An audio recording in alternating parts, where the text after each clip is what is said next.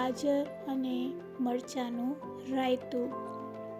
આ રાયતું બનાવવું ખૂબ જ સહેલું છે. આ રાયતું આપણે બનાવી અને 1 અઠવાડિયા સુધી સ્ટોર કરી શકીએ છીએ. આને અથાણા તરીકે બપોર તેમજ રાત્રે જમવામાં લઈ શકીએ છીએ, તેમજ ભાખરી અને થેપલા સાથે ખાવામાં ખૂબ જ મજા પડે છે. તો જો મારી રેસીપી સારી લાગે તો લાઈક અને વધારેને વધારે શેર કરજો અને સબસ્ક્રાઈબ કરવાનું ભૂલશો નહીં.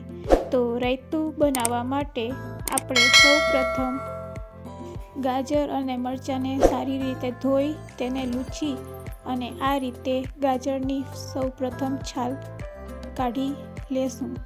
આ રીતે છાલને દૂર કરી ગાજરને સારી રીતે સાફ કરી લેશું.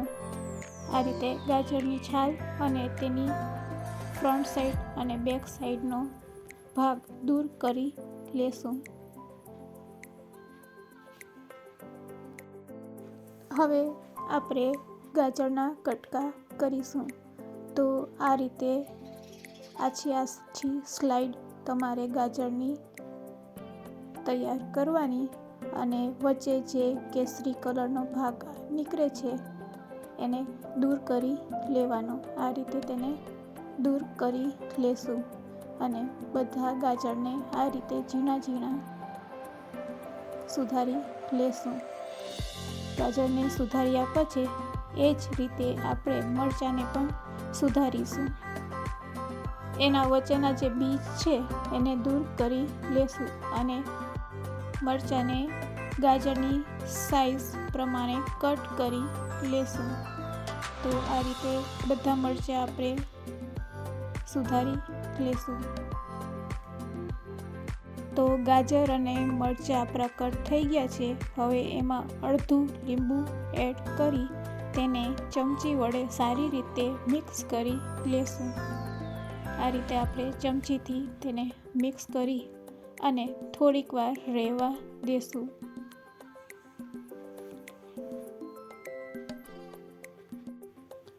હવે એક ડીશમાં આપણે 1 ચમચી રાઈના કુડિયા લેશું. તેને આ રીતે સ્પ્રેડ કરીશું. આ રીતે થોડો ખાડો હાથ વડે કરીશું અને તેમાં અડધી ચમચી હળદર પાવડર એડ કરીશું. તેને પણ એ રીતે થોડો ખાડો કરી હવે એ ખાડામાં આપણે હિંગ એડ કરીશું. તો હિંગ એડ કર્યા પછી હવે મેં તેલને ગરમ કરી લીધું હતું. હવે આ રાઈ અને હળદર અને હિંગ ઉપર 9 શેકું ગરમ તેલ એડ કરવાનું. હવે આ મસાલાને ચમચી વડે સારી રીતે હલાવી લેશું. હવે તેમાં સ્વાદ અનુસાર મીઠું એડ કરીશું. મીઠું એડ કર્યા પછી તૈયાર કરેલા મરચાં અને ગાજરને એડ કરી દેશું અને આ રીતે ચમચી વડે સારી રીતે મિક્સ કરી લેશું. તેને સારી રીતે હલાવી લેવાનું. આ રીતે જેથી કરીને આપણા મરચાં અને ગાજર મસાલા સાથે સારી રીતે ભરી જાય.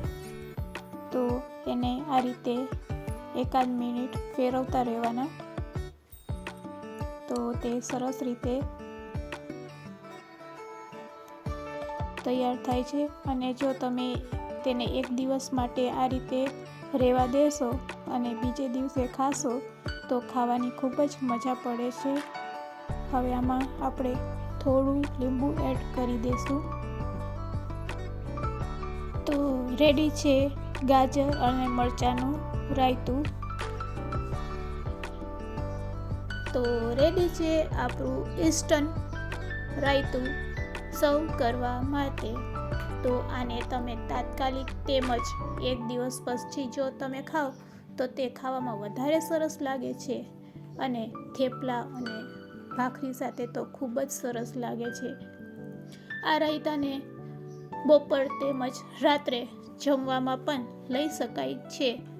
તો ટેસ્ટી એવું રાયતું આજે જ બનાવજો તમારા ઘરે.